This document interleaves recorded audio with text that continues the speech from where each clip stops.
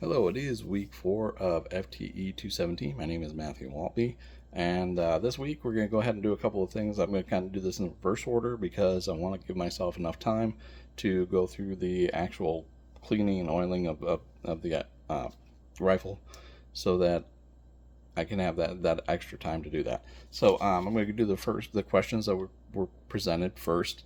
The first one is how do you explain to customers how to look for ammunition-induced malfunctions, how to spot them. I'm going to say at the end of the day, don't use other people's reloads. If you didn't reload it, don't shoot it. Plain and simple. You don't know what kind of charge they were. You don't know if they were trying to overpressure them, plus PM, anything like that. So don't use other people's reloads. Also, just the normal things that we look for. If you hear a slight pop and feel no recoil, those are things that you want to go ahead and make sure that you tell them to look out for. Now the second one is which AR platforms are more susceptible to certain things. Now I have heard a rumor, I'm not 100% sure any more than anyone else, but I've heard 300 Blackout is, but I would say actually more aptly, it would be folks who are putting together ARs, home assembled ARs. Not a lot of people know what they're really doing, and when it comes down to it, they may not be, putting that gas block on correctly. So, the next one is, should you, as a gunsmith, should you train customers on stance and grip? I would say yes, because of two reasons. Number one, we are a community. We're a Second Amendment community. We want to make sure that everybody out there is being not only as safe as they can be, but as effective as they can be. It's more fun to go to the range and shoot and have a good time than it is to be frustrated about why your firearm isn't working. Second reason is because if they're limp wristing it, so to speak, basically they could think that their firearm is having issues. When they bring it to you, you go out to the range, you throw 100 rounds down range, no problem, you give it back to them. They take it back out and they come back and say, well, you didn't do a good job. Well, no, because you're not giving it the platform that it needs in order to cycle correctly. And the last one is, should you understand accessory operations before installing them? Absolutely. Perfect example would be suppressors. Basically, when you mount a suppressor, you're gonna get a lot more gas blowback. Sometimes that stuff's gonna come back in your face. So you need to actually understand that so that you can, if you have adjustable gas blocks, you can actually adjust it. But you need to know how that is going to affect it before you actually go ahead and start slapping things on there. So, okay, so next I'm going to go ahead and go through the actual cleaning and oiling. So some of this is going to be not necessarily simulated, but it is a brand new barrel. I have not had a chance to take it to the range, so I'm not going to go ahead and throw punch the barrel with a bore brush, because as it stands right now, there's nothing in there. There's no carbon in there. So I'll just go ahead and punch the barrel with some patches. All right. So.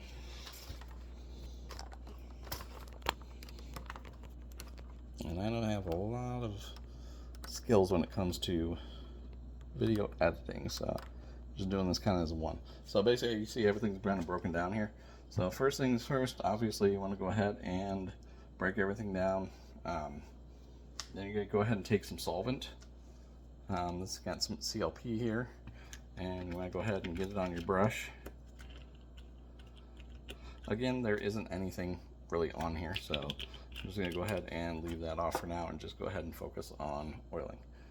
So I'm going to go ahead and get that on there. And first things first,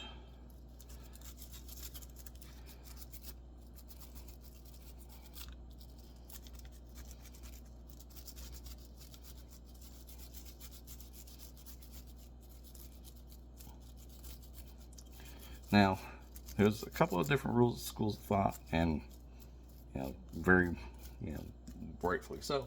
I live in Arizona, so obviously, going to be a little bit more dust in the air for me. So you don't want a heck of a lot of oil on your, at least sitting on it. You want some oil on there, but you don't want it to be, dripping off, basically.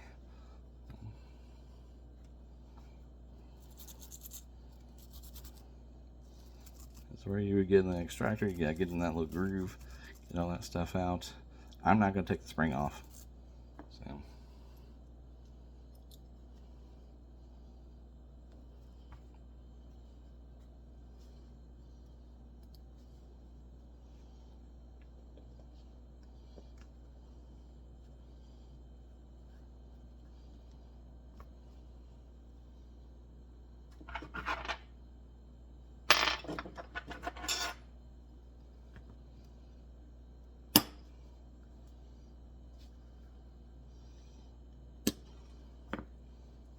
There we go. Now, in order to make sure your firing pin isn't bent, just roll it on the surface. Looks good to me. So you want to go ahead and get the carbon off of here. A lot of times it likes to kick up back here.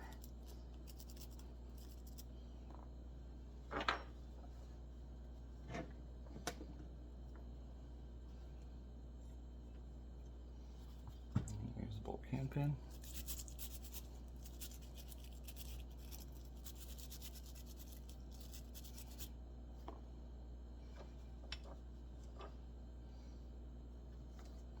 And with the bolt carrier, I always like to give it, the exterior of it a little bit of a good once over. And obviously you got to get up in, inside, get that carbon out of there.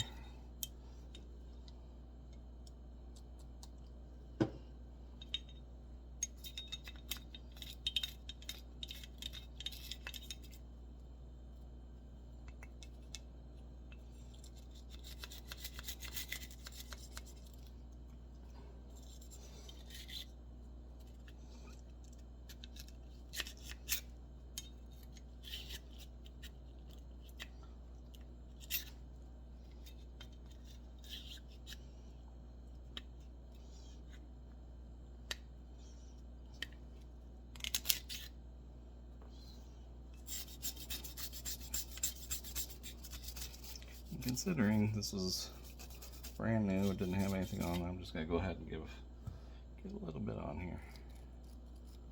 Again, for me, as opposed to someone who may live, like, say, the Philippines or something, where very humid, I really don't want a lot of exterior.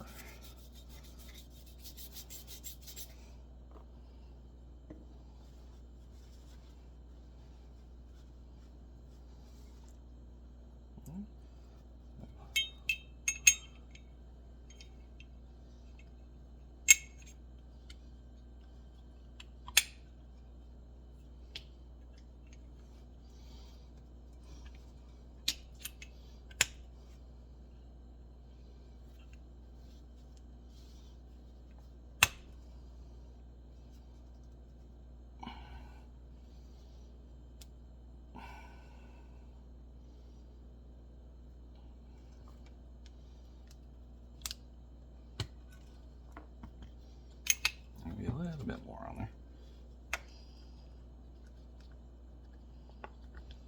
Stick them like that.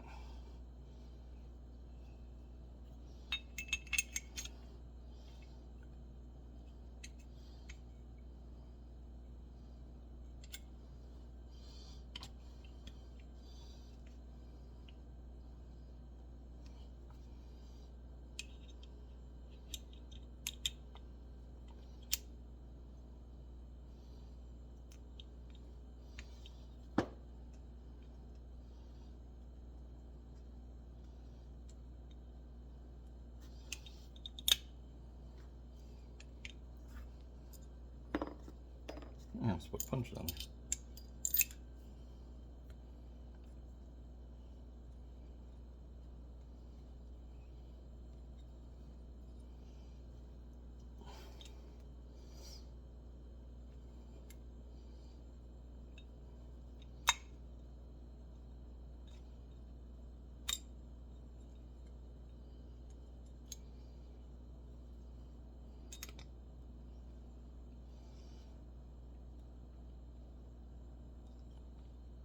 Alright, so that's your bolt carrier group.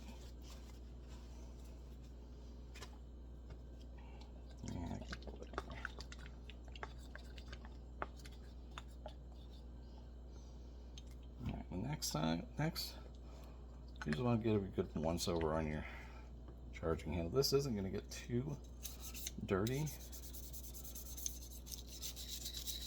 but if anybody's ever been in service, they know you get cramp everywhere. Especially in the ALR, because you're going to get that fine powdered dust everywhere. Alright, so buffer. Want to make sure those are loose.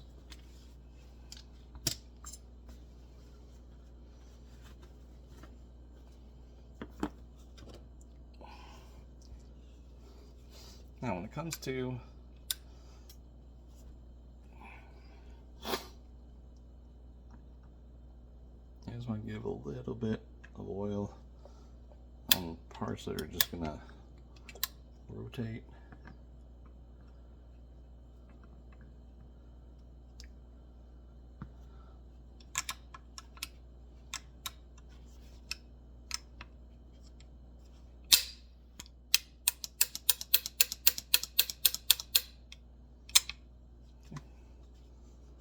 And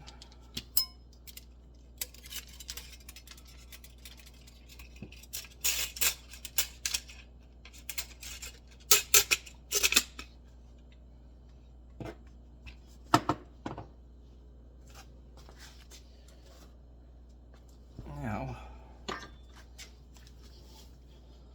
like I said, I'm not going to go ahead and go too far into this, but I do have a bore brush here, and the idea and the concept that I learned when I was in the military, it may be different for other people when they were in the military, but this is what we were taught, was one pass of the bore brush for every 10 rounds that you fire. Every patch run through for every 10 rounds you fire. But, or actually more, 8 rounds you fire. But basically, you only want to punch the barrel a couple. If you're only out there for, qualification, you're only doing 80 rounds. You only want to punch the barrel maybe about 8 times with this thing. That's going to get everything all the carbon and the copper, nice and loose. So, and my apologies if I can't get all of this in here because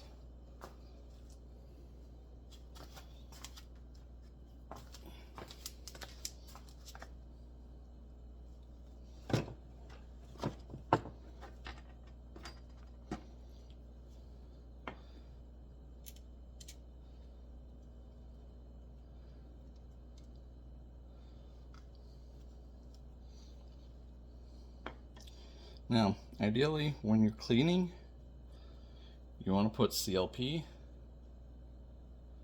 or Hoppy's number 9 or, whatever you break free, whatever you're using. You want to go ahead and get some break free on here. I am going to go ahead and just do a little bit just because at the end of the day, it's just something that, old habits, I guess. It doesn't take very much.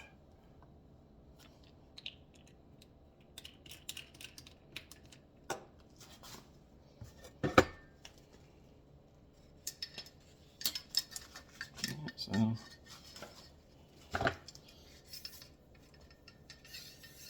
pop that out the end.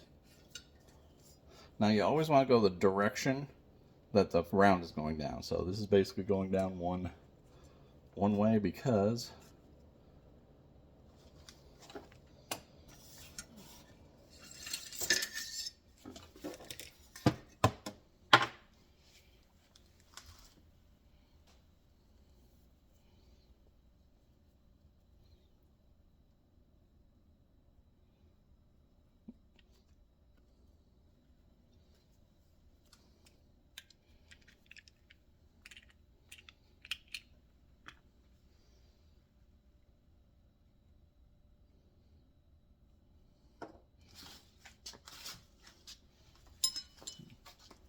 just so you can see what I'm doing. Going straight in here.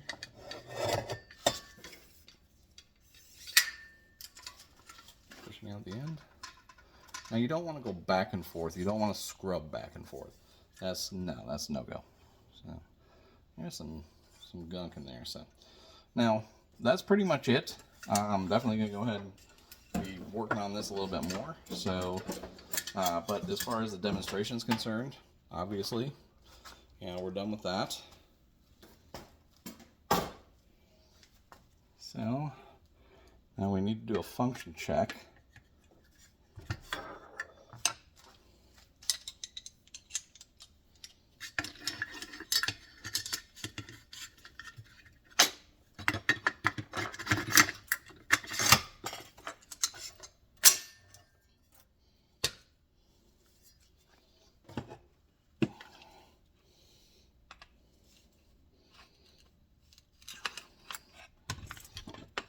Do this while trying to keep it in the frame of camera.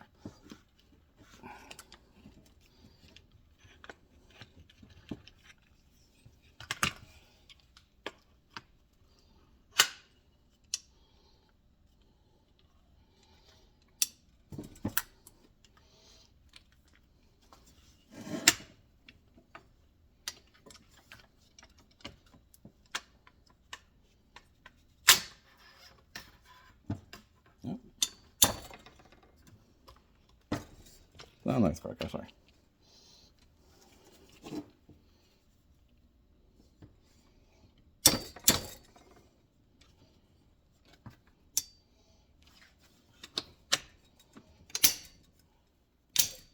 There we go. So,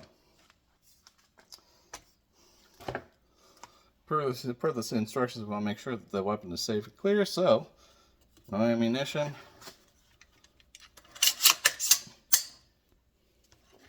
Ammunition in the chamber. So we're going to be using snap caps. Go ahead and drop the bolt.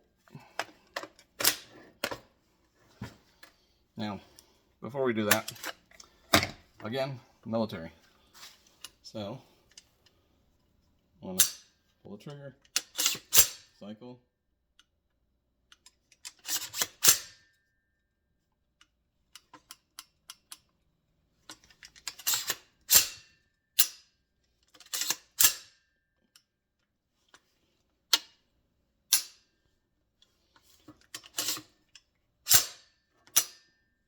All right.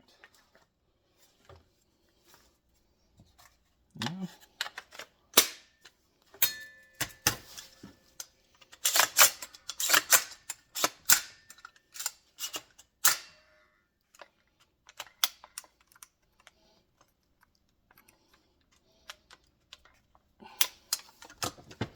I knew there are going to be some issues here. I mean, I personally cannot go through any of these things without having some sort of issues. I don't know why, it's just that way.